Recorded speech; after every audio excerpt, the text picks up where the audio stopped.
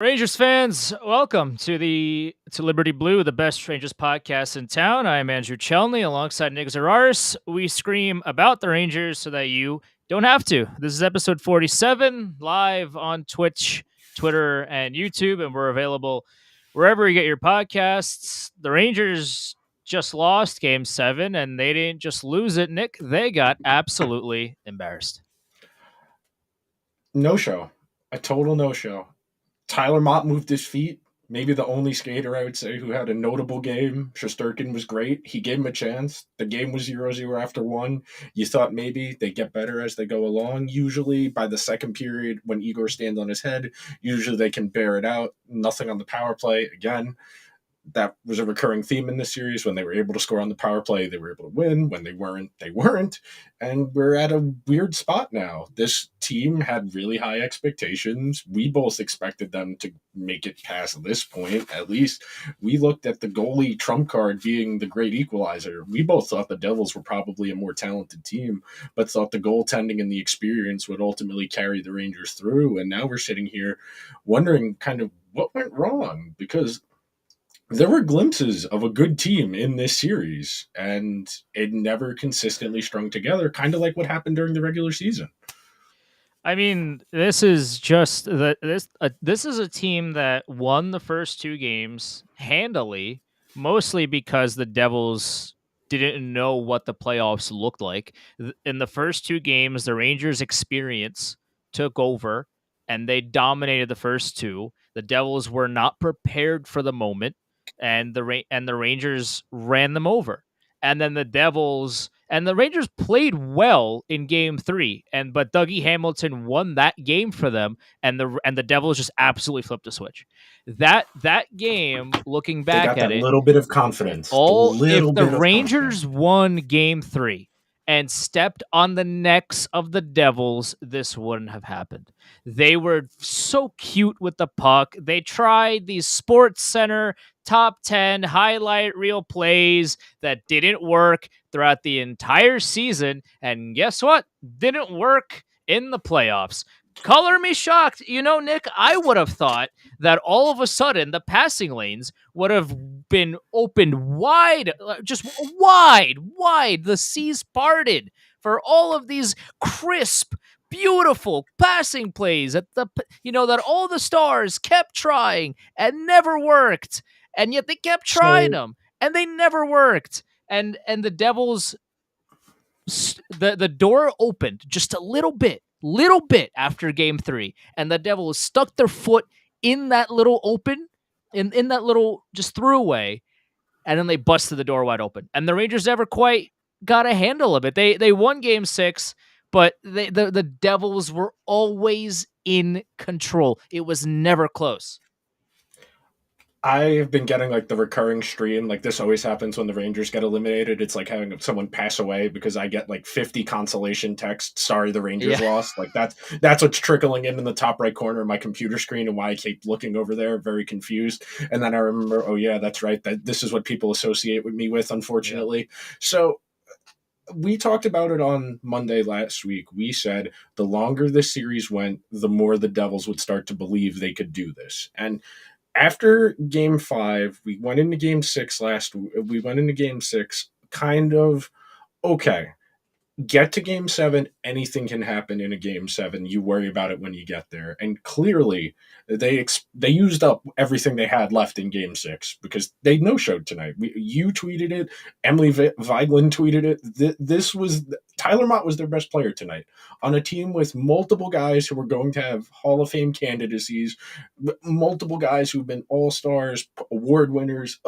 If Tyler Mott is your best player, we have a lot more. If Tyler Mott is the player that is showing the most understanding of the game, that's an issue. You talked about it before, the emphasis on the horizontal passes, especially in the neutral zone, that are really hard to get through against good teams, because good teams are just going to step up and they're going to take away that lateral pass, and you're just going to be turning the puck over.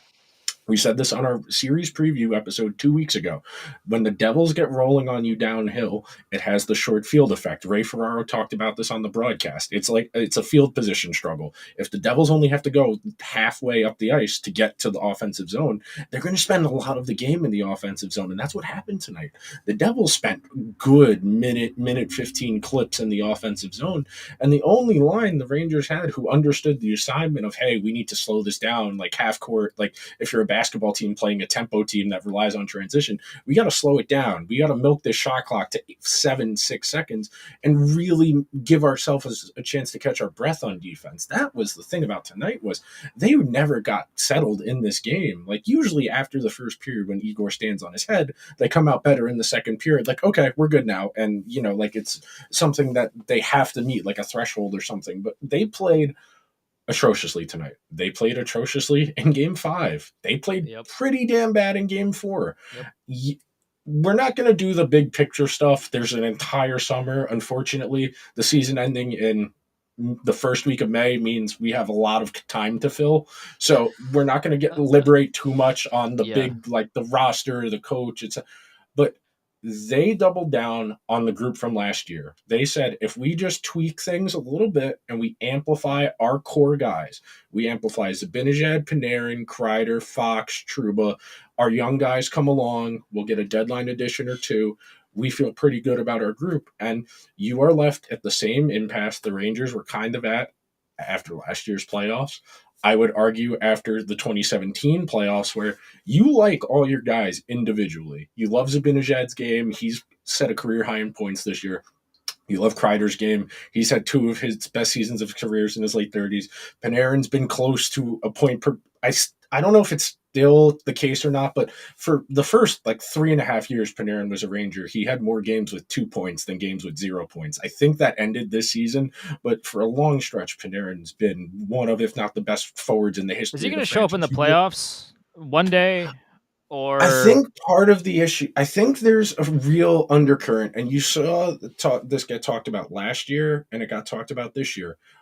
They got my man trying to play defense, and because he's focused on defense, he's not doing things offensively. He's limited creatively, and that's not a great comeback, but that is what you saw in this series. He did not have as much success in transition, which is what that's his best trait. He is the Rangers' best forward at gaining the zone and letting other guys catch up. The problem is the Rangers don't have guys who can play with that skill set. God bless Vinny Trocheck. He's a really solid, really good player. He has no elite traits. He's good. He has no elite traits. He doesn't have high-end finishing talent. He's not a great playmaker. He's good at everything. He's not great at anything. Those types of guys, like Ryan Strome, you think about who's played that right wing spot with them over the course of the last couple of years. You talk about Colin Blackwell, Jesper Foss, Dryden Hunt. This year you saw Kakko, you saw Lafreniere, you saw Kane, you saw Tarasenko, you saw Jimmy Vesey, you saw Barclay Goodrow. It's hard to play with high-end players. I understand that. But the Rangers have constructed this roster in a way that it really, I understand why they constructed the roster this way. A lot of guys kind of leveraged their way here or wanted to be here, and the Rangers were enthusiastic about good players wanting to come here, but they weren't particularly conscientious of how those pieces fit together.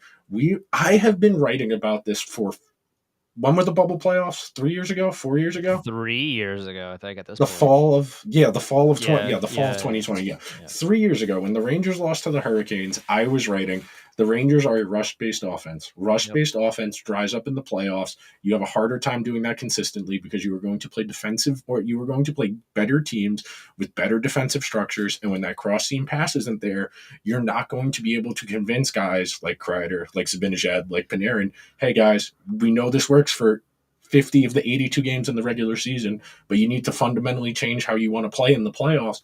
You can't just turn it on and off. It's why we harped on it the last month of the regular season. We talked about it for the entire year. They needed better habits. Habits all year. We talked about it the entire year. We talked about it when they got eliminated last year, where if you run this back, the Rangers struggled at 5-on-5 last year. And we talked about it ad nauseum, where the Rangers relied on their power play to score them goals, and 5-on-5 just try to hold on as best you can. The Devils took multiple penalties in the first Yeah. period. They essentially gave the Rangers a red carpet to win the game. The Rangers were so terrified of shooting the puck, and I tweeted this out, in the first period as well. Like, Chris Kreider has scored 1,000,000 goals in this series, deflecting the puck into the net. That's it. He's scored so many goals just being in front of the net and deflecting shots in. And the Rangers then in this game 7 refused to get the puck on the net on the power play. That has worked for the entire series. Chris Kreider Okay, was so so good. He had his opportunities, and the Rangers tried to cycle, and they tried to pass, and they tried to do everything. But to be it's fair, like the look Tarasenko has, that's a great look, and that's hard work. Sure, I'm not saying it's not. At the end of the day, they had so many opportunities to score a goal, and they never got that Tarasenko shot was a good chance. Listen, that was a good shot, and Zibanejad I think had one or two. I think he kind of flubbed a one timer that Schmidt got a glove on. He didn't get all of it, but the Rangers never looked overly dangerous on the power play. No, And they didn't look dangerous in any capacity of this their game. bread and butter the whole year. That was their trump card the entire season was just stay afloat 5-on-5 and don't take penalties against us because we're going to score 9 goals and win the game. The Rangers looked awful the entire game, and they got what they deserved. That's ultimately what I think has some merit to this conversation. This is what the Rangers deserved. They built this team to play one specific way, and that's the only way they were going to be able to be successful. They did not give themselves a lot of avenues to be successful. They didn't have multiple styles of play. They didn't get the depth scoring that they got in last year's playoffs. The kid line didn't really make an impact in this series. Hell, the second line didn't really make an impact in this series. If it wasn't for Kreider and Zibanejad, the Rangers probably don't score anything in this series. I mean, Trocheck had 1 goal. I want to say Zibanejad and Kreider had the rest. Trocheck had 1. Kane has 1. Yeah, we're talking about a really poor distribution of offense, and the entire point of overloading on the talent they got at the deadline was we're going to be able to outscore our defensive issues. And largely, I didn't think the defense structurally was bad. The breakouts were god awful. They were atrocious tonight. And I get it. Gallant preaches the off the window and out, survive to the next play. That's great. But if you do that 8 of the 10 possessions you have to exit the zone in, your guys are going to wear out over the course of the game, and that's what happened tonight. The Rangers didn't really give up a ton of great chances against. Jack Hughes had the 1 breakaway. He probably should have gotten a penalty for that, but we don't really need to argue about that in a 4-0 game. They had 2-3 good chances in the first period. But other than that, kept them mostly to the outside, couple block shots. The Rangers didn't meet the threshold for playoff success. They did not find that style in the playoffs that they needed. We've talked all year.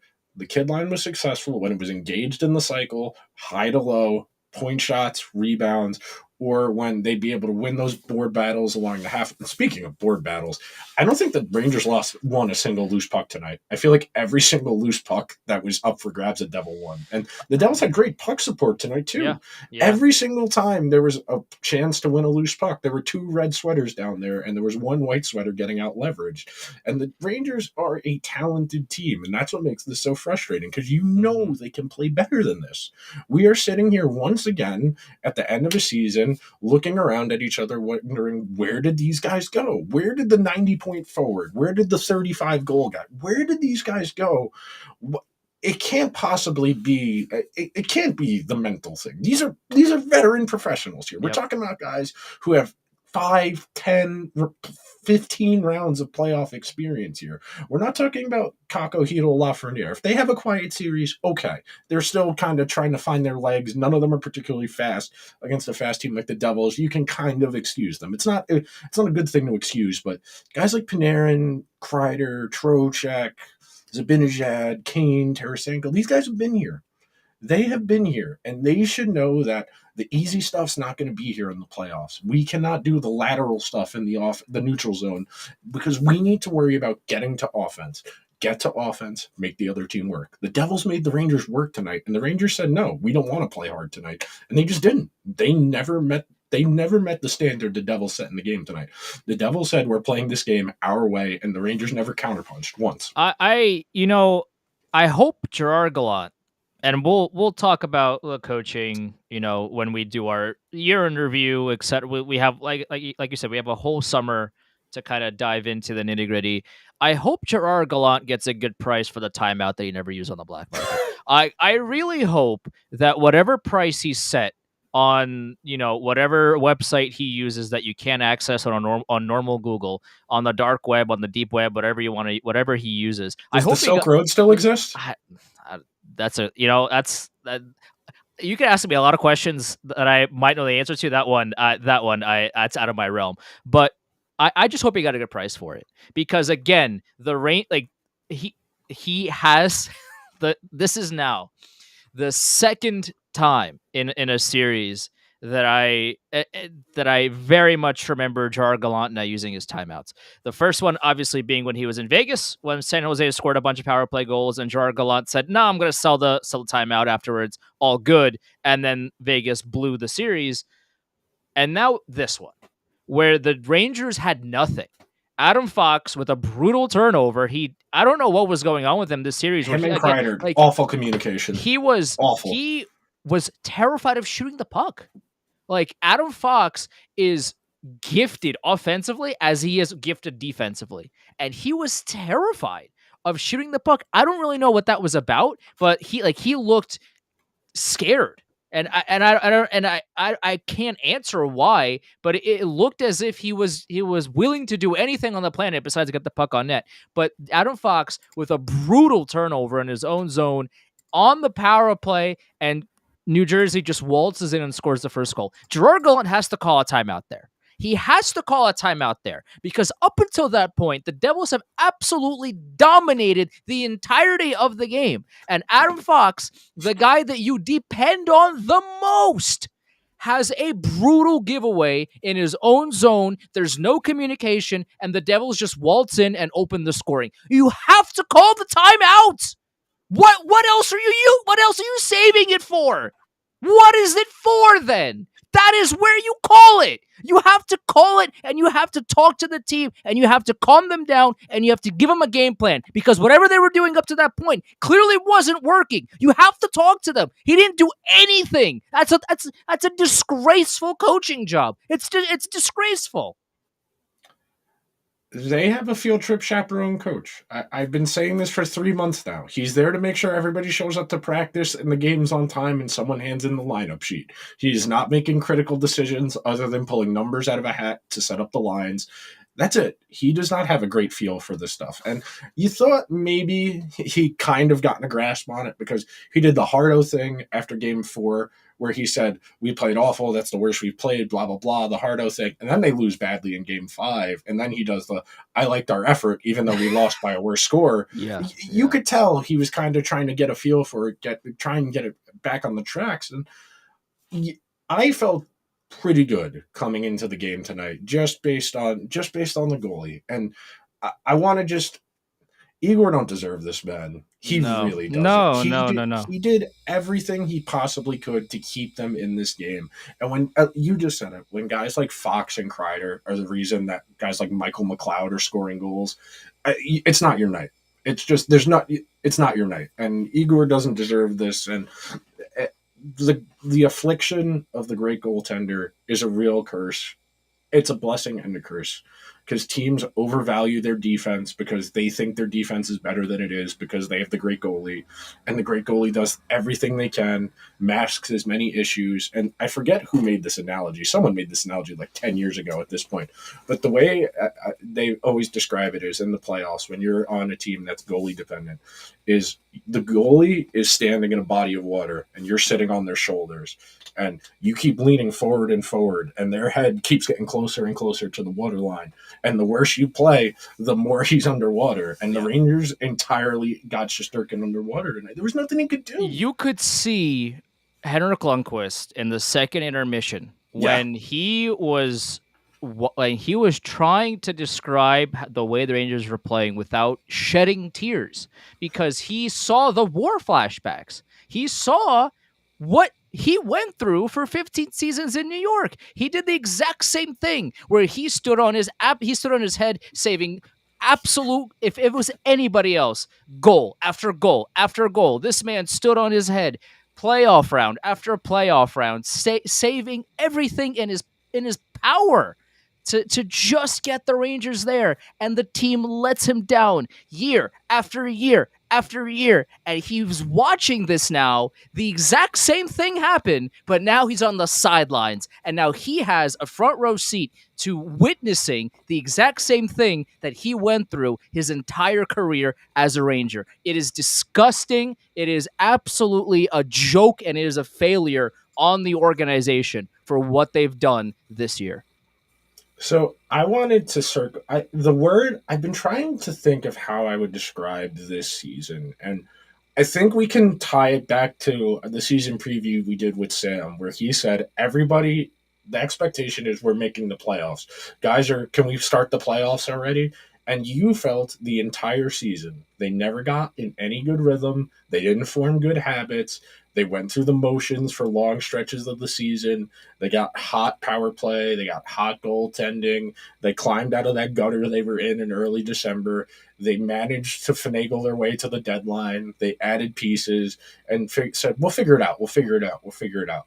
The word I would use to describe it is entitled. They felt entitled to be here. Yep. They felt that they would be able to turn it on when they needed to, that it doesn't matter. We have bad habits now. It's January. It's February. It's March. It's April. It's May. We'll figure it out. Don't worry. We have all this talent. Well, you know what? Good news. You're telling us we're going to lose? Good news, Gerard Gallant. You might not be here for this, but the Rangers have 5 months to figure it out. Nice. 2 thumbs up. And I do want to, at one other point on the entitlement theme. I've seen more than one person say this, so I'll give credit I'll give credit to the internet. I'm not the first person to make this point. The vibe entirely changed when the news broke that they were going to acquire Patrick Kane. Everything about the team, the way it was playing, the way it was constructed, the energy around the team, it changed.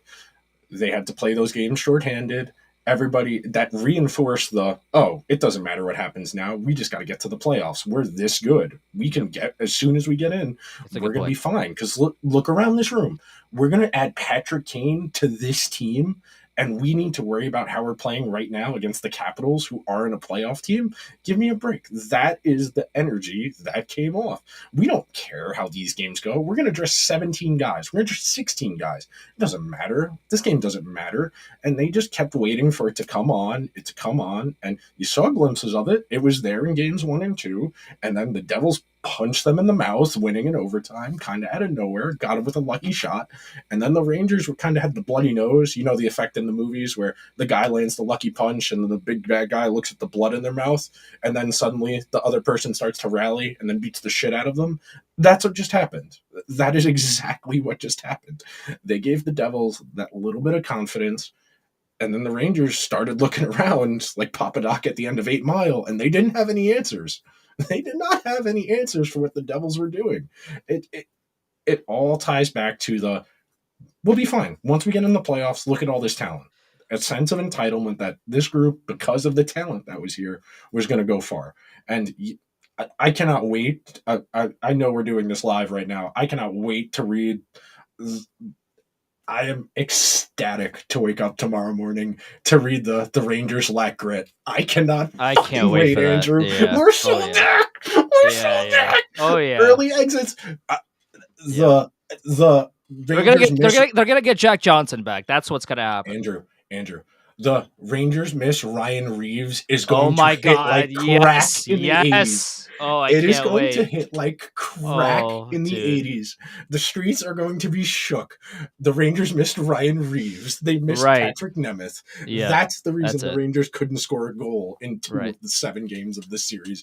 The lack of Ryan Reeves is 8 Yeah. minutes a game. Right. Uh, I tweeted this out, or I think it was during the third period, where I just I wish going back that the Rangers would have lost that game against the Blues back in oh, December, yeah. because if they had lost that game, Gerard Gallant would have been out the door. And the Rangers would have been in this. I mean, obviously, we don't know what would have happened with a new coach, but I would imagine the Rangers would have played better than they did leading up to that excursion against St. Louis. If they had lost that game and they would have, let's pretend for, I mean, this is all, theoretical, but let's just pretend for a second that the Rangers go on the exact same run that they did post that St. Louis Blues game with Gallant with another coach. Oh, I don't know who it would have been, and I don't care.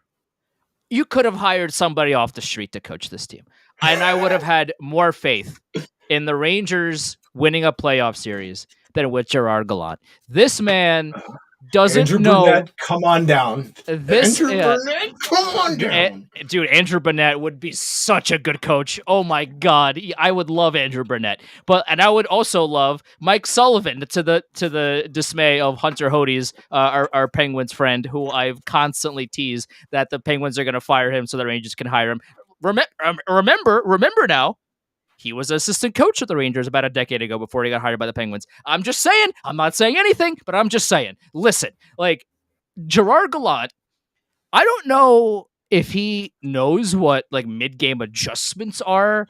I don't know if he knows. That's not his job. He's a Clear, player's coach. right? Clearly doesn't know what timeouts are. I mean, this man, he does, because he's selling him on the black market. He makes a pretty penny off of those. He doesn't make those. Like, and we've seen it the entire playoffs, where the Rangers play the exact same way for 7 games, but Lindy Ruff makes the. But also, this man got outcoached by Lindy Ruff, bro. You got outcoached by Lindy Ruff. Get the. I'm not gonna listen. I'm not cursing on this show. You can.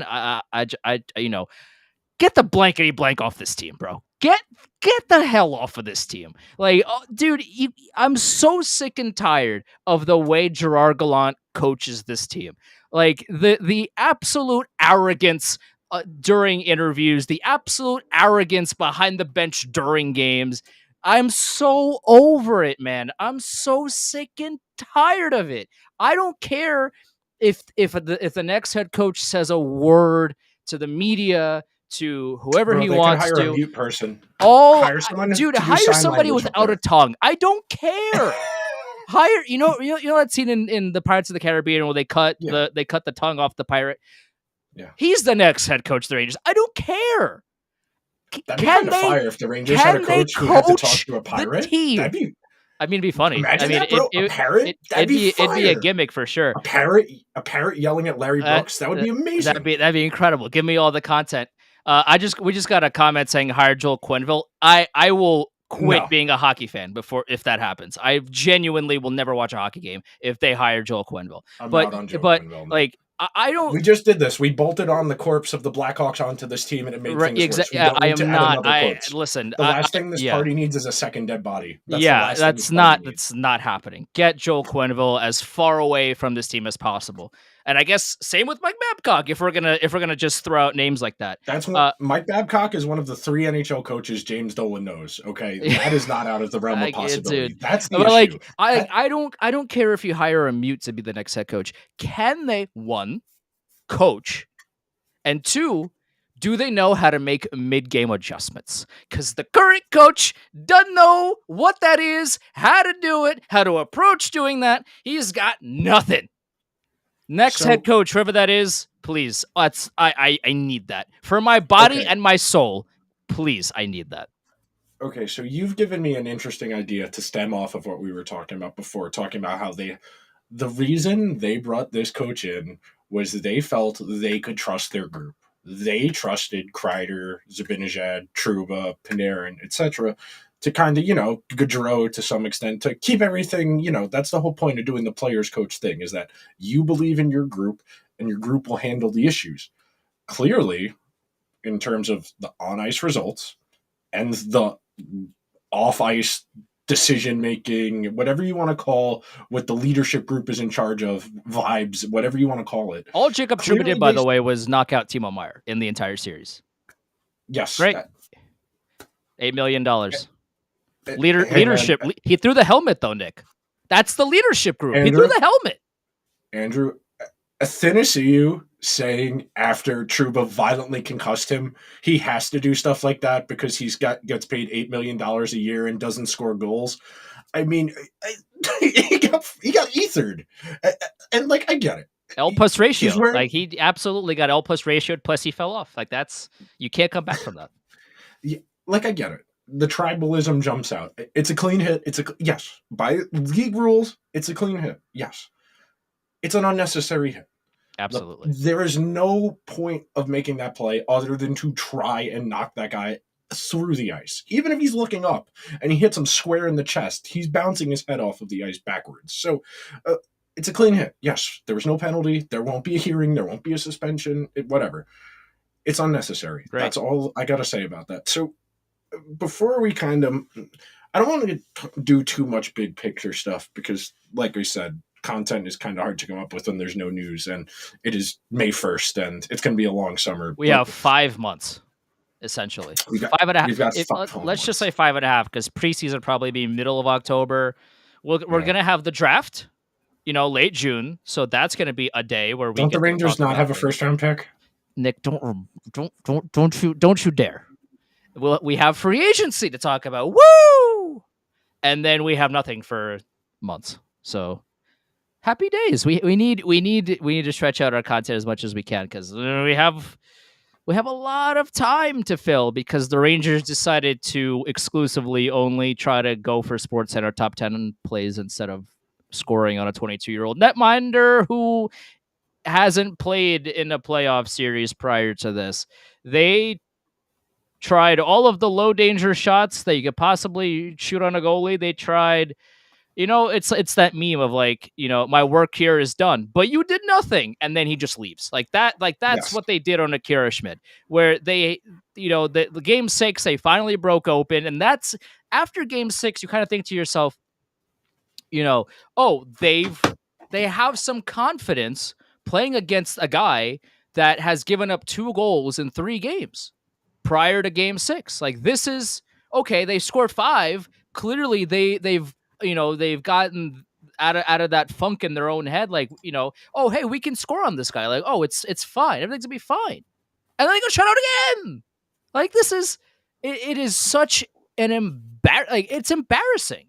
This is an utter embarrassment for the franchise to get to the conference finals, run it back with Tarasenko and Patrick Kane, and get dumpstered in the first round by your divisional rival, a team that didn't make the playoffs last season, the New Jersey Devils, embarrass you in 7 games in the first round. It is an embarrassment on the franchise. It is an epic failure. I think the biggest thing that's embarrassing is you blew a 2-0 lead. Yeah, that's and you had I think you can lose a best of 7 series to a team that's pretty close to you, if not a little more talented, but with less experience. I think the Rangers and Devils pretty close. I mean, the series prices were pretty close to even. The odds, most places, 55-45 in that range, etc. Relatively even. If they had lost in 7 games and, there's 2 or 3 overtime games in there, you can live with that. To get shut out multiple times, only score 1 goal in 2 of the 4 games as well, 2 of the 7 games as well. Just there's too many things, and we're gonna obviously get more context and more understanding as we go along. Obviously, we're doing this live now, right after the game ended. I haven't watched any of the press stuff. Every now and then, when I've picked up my phone, I've been going back and forth, refreshing between Molly and Vince, looking for quotes to just kind of get an understanding. Because, like we said, this team is really talented, and to just completely no-show, that's either a mental thing, that's a legitimate, like, mental softness, weakness, just not being able to get up for the moment, not knowing what to do, or stubbornness, which I don't know which one is worse, but it's one of those two, a pure stubbornness that our way is going to work. We're going to keep doing it, even though it's not working. The amount of times tonight they entered the zone, Nobody forechecked, nobody got after the puck, and the Devils exited without even getting a scoring chance. Not a shot on goal, a scoring chance. I stopped counting after 15. I stopped counting because those are the signs of effort. You want to say they're dinged up, and I'm sure guys are playing with things. Sure. I'm sure we're going to see surgeries, guys playing with dinged up things. They no-showed tonight. They completely no-showed tonight. Other than Shesterkin and Tyler Mott, complete no-show tonight. And Jay Fresh put out a tweet that said Artemi Panarin finished the series with one single 5-on-5 point, and even that was a secondary assist. I mean, Yes. at a certain listen, I was fairly confident last season that he was hurt in the playoffs, and he might be hurt this playoffs as well. I don't know. The bottom line is that Panarin has essentially disappeared in multiple playoff runs now, and you would think that Panarin, of all players, the dynamic forward that he is, would be able to generate more offense than that. You would think that he would show up at least one game out of the 7. That I didn't even need him to show up that, I just needed him to not be bad. He was actively bad. That Zibanejad would show up because he over the last 5 games, he had an okay game 6. Where was he? Chris Kreider scored all of the goals. He was in Nico Hischier's back pocket. That is where Mika Zibanejad was. Like the Rangers, Tarasenko had an okay series. Like he was relatively noticeable for stretches. I mean, of all the top end forwards that needed to show up, Tarasenko definitely was a forward that was noticeable. He was somebody that at least tried some of the time to get something done. So, like everybody else, Patrick Kane had an okay one game.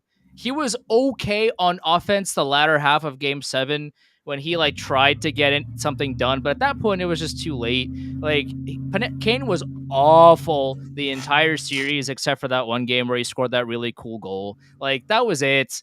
I mean, it's almost as if we talked about for months and months and months and months and months and months and months on end, Nick. We're not doing I told you so yet. We're not doing I told you so yet. We're not doing I told you so yet. Take a deep breath.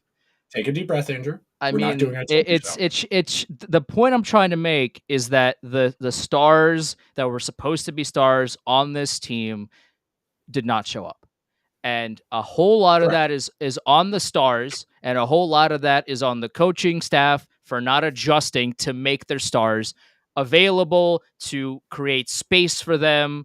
The entire adjustment that Gerard Gallant made in this series was make the defensemen go full out attack mode, where defense was optional. It was very funny to see Mikkola and Trouba standing in front of the net. I mean, on the Bruins power play, that shit was hysterical. Either of those guys could deflect the puck to save their life. The entire in-game adjustment that Gerard Gallant made was, hey, defensemen, don't defend anymore. Just go out and try to score. Just go and screen the goalie, get in deep behind the net. Let the forwards handle it. I don't know. It was just absolutely Andrew, it's embarrassing. It is absolutely embarrassing. Checking against Jack Hughes or Nico Hischier, you got to do it, man. Anytime you can have Patrick Kane with his arthritic hip try and defend Nico Hischier, you got to do it. You got to do it, man. This is the most embarrassing night for the Rangers in a very long time. I mean, even the last few years, you lose to Tampa Bay, you still make it to the conference finals. You go through a couple of lean years where, you didn't make the playoffs yet because the team is bad. Of course you're not going to make the playoffs. You lose in that bubble play-in weird thing against Carolina. Okay, that team was really bad, and they, I don't even think they kind of deserved to be they were to be there. They were bad, and they got shut out by Carolina. Fair, well deserved. They shouldn't probably have even been there. They're a bad team. All good. Now this year, last year they make the conference finals. They lose to Tampa Bay. Really, wow, what a run! No one expected that. Now they're going to come back this year and hopefully get to the same place. They get embarrassed in the first round, looking the way they did in games 3, 4, 5, and 7, and all in most of their losses. I'll excuse game 3 because Rangers played well. In games 4, 5, and 7, the Rangers looked like throughout the season when they would play a team like Arizona where they just did not care, where they just showed up physically, expected everything to go their way because of who they are. They expected to get 2 points. They expected to get the win, and they expected to get on their merry way. And what happened a lot of those times throughout the season was that the lesser, quote unquote, lesser team would come in and dumpster them at 5-on-5, and a lot of the times the Rangers would lose. And then in the press they're like, we didn't play well. Oh, whatever, it's not a big deal. Well, they did the exact same thing in the playoffs, and now they're going golfing. Oh, it's almost as if it's a problem during the regular season, you might want to fix it before you get to the playoffs. But hey, what do I know? I'm not the head coach of a hockey team. I mean, I'm 100% going to fire up my Xbox later and beat the shit out of the Devils to feel a little bit better about myself. But we've got, dude, like another 10, 15 minutes before we both pass out. I'm so tired, Andrew. I was in a car 7 hours today. I saw cars go in a circle for 4 hours. I've had a very long day, but I'm very glad that I've got just, it could be worse. It could be worse. That's what I'm going to tell myself to get through this. Yes, it's curtains up there in Boston because Bergeron, everything about the way Bergeron acted when that game ended, he looks done. Krejci looks done. Yeah, it could be worse. That's what I'll tell myself to not lose my sanity. I expect we'll know about the coach by the end of the week. I feel like the Rangers, when they've changed coaches, have been pretty deliberate about not dragging ass. If Gallant's going to come back, I feel like we'll probably have a good grasp on that by the weekend. I imagine we'll have breakup day probably Wednesday. They usually give them one day off after you get eliminated Wednesday. Exit interviews Thursday, Friday, and then we'll probably know about Gallant by the time we do another episode. Then again, these are the Rangers. We could be, as soon as I hit end stream, the Rangers could fire Gallant because Dolan was woken up from his slumber that the Rangers lost tonight, because there's not a chance in hell James Dolan was watching that game live. Gerard Gallant also, by the way, just said it could have been 7-2. Shesty was really good. My brother in Christ, where are those 2 goals coming from? Like, where? Where are they coming from? I need to know. Where you have imagined. You're being very generous with 2, Gerard. Yeah, where? Where'st? From whomst are they coming from, Gerard? If you want to give them the post, if Gallant wants to give them the one post they hit, okay, fine. I'll give you 7-1. I don't know about 7-2, dog. Dude, it was looking quiet for that. They got called this man an Uber. I mean, I can't. I'm so sick and tired of this man. I think I saw the quote tweet from Pete Blackburn, and he said he's inventing imaginary goals and still only gave his team 2 of them. Also, where are the 2 coming from? I don't even know. I'm sick and tired of this man, Nick. I'm so sick and tired of him. Oh no, Ethan just texted me. I hope the Rangers hire Daryl Sutter so you get arrested by Homeland Security. Don't put that evil on me, Ethan. Please don't put that evil on me. No. Then again, if I go to CIA jail, I don't ever have to worry about the Rangers again.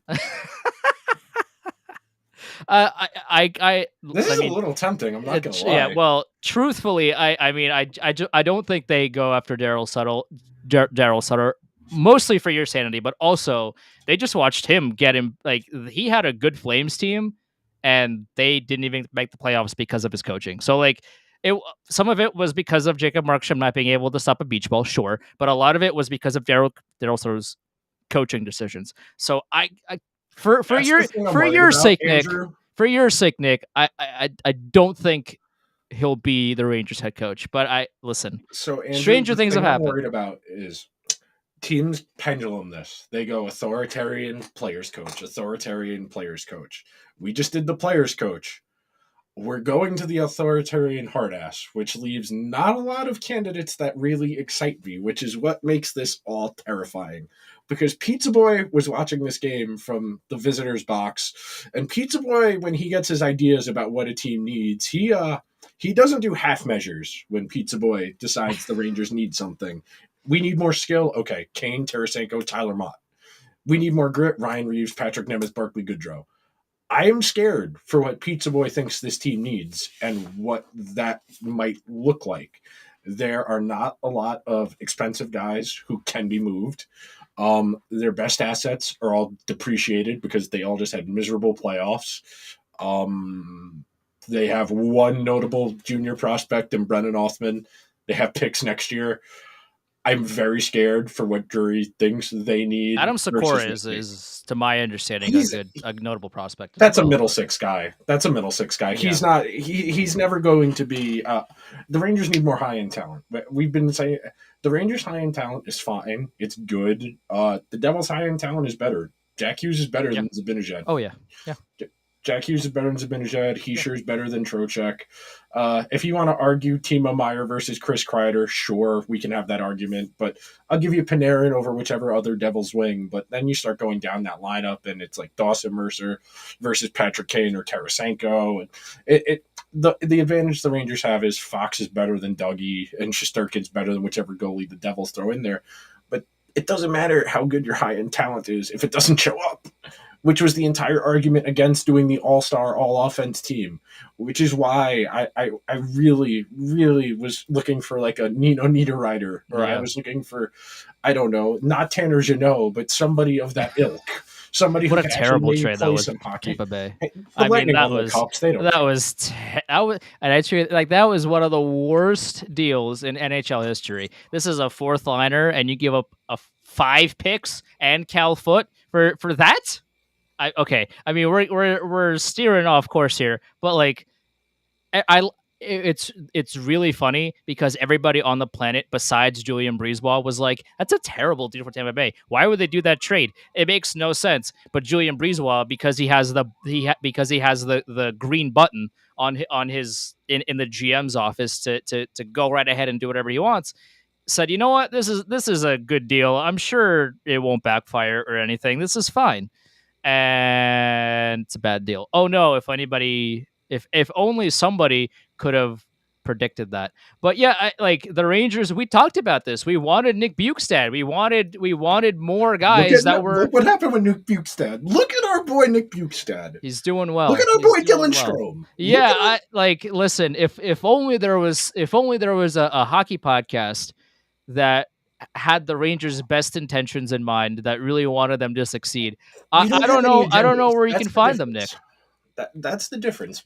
That's the biggest barrier between thinking like a hockey person and thinking the way we do. We don't have agendas. We just want the team to win. I don't care. Yeah. They want to be right. They want to win. Yeah. The way they want to win. Yeah. And that's the difference. The Rangers said, "Oh, we have an opportunity to win a Stanley Cup, and we can add guys who've won cups in other places. We can sell T-shirts. We can do the big fanfare. We can do the press conference. We can do the Panarin and Kane content." Yeah. Give me a break. They actually have to win. Yeah. They actually have to win. Yep. And I'm guilty of this too. I got really excited after the first 2 games of this series. I really started to think Stanley Cup run reasonable. I didn't know about winning the whole thing, but I thought making the Cup final was reasonable. And the kick in the dick is that the East is wide open now. The Rangers are more talented than probably all of these teams. There's a real argument that the Rangers have enough talent to compete with every single one of these teams in the East and every single one of the teams left in the West. I think the Rangers missed this. I thought last year was going to be their best shot because they got so deep. And that ultimately turned out to be right.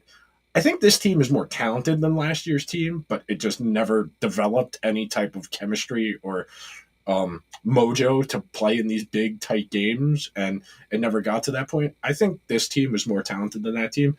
I thought the Rangers would probably take a step back this year, but this feels kind of like a fatal situation. Like, I'm trying to think of like, it kind of feels like, oh shit, everything we thought we knew about this team doesn't really kind of work. Like, if Zibanejad and Panarin and Kreider and Trocheck are, all of your expensive guys locked up for a significant amount of time, and they were more or less, other than Kreider, rendered ineffective against the Devils team, who's not even the best team in the NHL. What are you going to do if you have to play the Leafs in a conference final in a year or two, or the Oilers, or the Stars, or the Golden Knights? What are you going to do when the other team has Jack Eichel and Mark Stone on the ice at the same time, and you're down a goal and you cannot get the puck away from them? We're at a real impasse now, and we'll try and get creative. We'll get a better understanding about what the Rangers think is the problem with the Rangers very quickly, because, like I said, if they move on from the coach, it's pretty clear what they think the problem is. Yep. The roster obviously needs work. There's a lot to talk about in that respect. What do you want to leave the people on for the last 5-10 minutes here? What should our parting message be?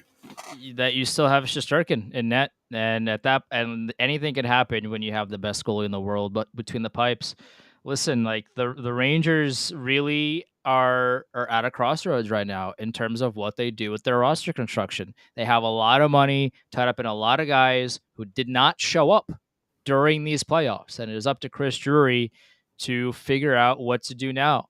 And we've talked about for months and months like what we thought were going to be better moves. Don't get Patrick Kane, get anybody else for that matter. Anybody, get the guy off the street. Get the get John Brancy to come in and skate. Like, get him to do it. John Brancy is an Eagles fan from Philadelphia. He's using Ranger fans to cloud chase. Don't.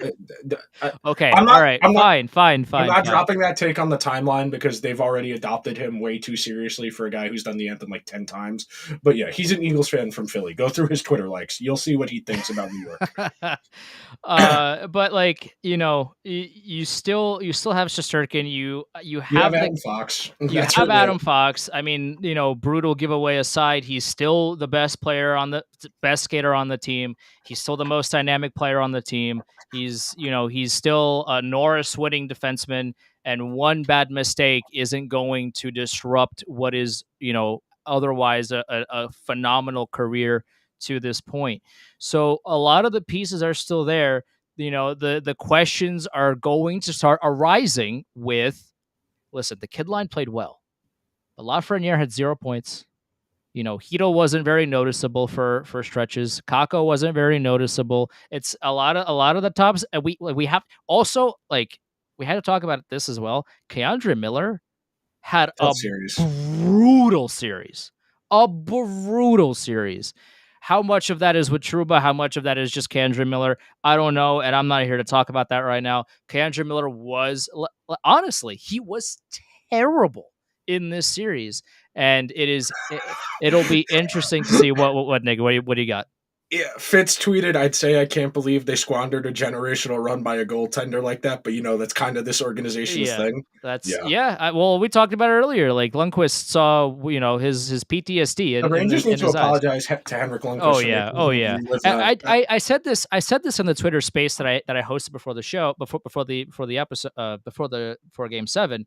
That's like the Devils had no pressure going into this game. All of the pressure was on the Rangers because this is the veteran core. This is the team with Kane and Tarasenko and Shesterkin and Zibanejad and all these guys that have been there before. This is a team that traded and gave Barclay Goodrow a lifetime contract because he has rings. For moments like these, all of the pressure. His rings were too bright, Andrew. He blinded everybody else. Right. Karis LeVert has entered the building. But yeah, like the Rangers had all of the pressure and the Devils had none of it. And you saw it in Game 7. The Devils played that game so freely. They weren't afraid to make mistakes. They weren't afraid to handle the puck or, make that extra pass, or they weren't afraid to do the right things, essentially. And the Rangers, for most of the game, looked terrified of making the wrong decision. And ultimately, that backfired so heavy, so much, that the Rangers didn't even score a goal. Like, that's the saddest part about all of this, is that, like, if they would have at least scored a goal or 2 goals, you could say that there was a battle. But there was no battle. The Devils dominated the entire game. And the Rangers, all they got to show for it was a big fat 0 next to their team name in the Game 7 score sheet. They got nothing. So you remember the memes about when Porzingis won the skills contest at All-Star Weekend? and the Knicks hung a banner about it. The Rangers need to hang a banner about Shesterkin playing so well. It could have been 7-2. Yeah. I think that's what the Rangers need to Yeah. hang from the rafters. Okay, this Yep. is the last question I have for you before we get out of here. Of everybody who's left standing, who do you want to win the Stanley Cup? Not who do you think's going to win? Who would you like to win the Stanley Cup? It would be funny if Seattle did it. It would be so funny. They were fucking Philip Grubauer. It would be absolutely hilarious. You can't tell me the content would not feed generations. Like the content right now from Boston is going to feed generations for lineages down the line. This year from the Boston media is going to feed lifetimes. Like I'm gonna eat up that content every day for the rest of my life, essentially. But if Seattle wins this year, oh man, or even better, if Florida wins, give me Florida Seattle final. Give it to me. Give me the content. Give me the content. Gary oh man, Bettman has a black van on his way to your house. Speaking of Seattle Florida Cup final, there'll be 10 people watching. Oh and my everybody God. who's watching the stream right now. Give me the content. Give me all of it. I would love nothing more than for Florida and Seattle to make it to the final, so that Boston media won't shut up, and then everybody else won't shut up because of the ratings. Give me all of that. Nick, give me yours. Oh, Dallas, for sure, Dallas. Yeah. Dallas is a likable team. They've got a couple of my guys. Ottinger's awesome. No, actually, that would be bad because then the Rangers would like quintuple down on the magic goalie principle. On the because like the Rangers don't have a Jason Robertson or a Rupe Hintz. No. Like Mika's basically a Tyler Seguin facsimile, but a little bit better. I'm trying to think. Who on the Rangers doesn't go down on? I have no idea. I feel like the Leafs might have blew their load very prematurely because that's such a long build up, and then all the excitement, and then a 3-day layoff. Like they should beat Florida. They should beat whoever comes out of depth. Yeah. Well, Florida should have lost to Boston, and you know where should got us, Nick. You know where should got us. Yeah. Woulda, coulda, shoulda. Oh well. Yep. All right, that'll do it for this week's episode of the Liberty Blue Podcast. Make sure you're subscribed. We're available on all the major podcasting platforms, video on YouTube as well, live on Twitter, Twitch, and YouTube every Monday at 6 o'clock. The off-season content will start very soon because I imagine James Dolan is waking up from his nap and is going to find out the Rangers lost very soon. So we will more than likely probably talk to you guys before next Monday, but if not, we'll see you guys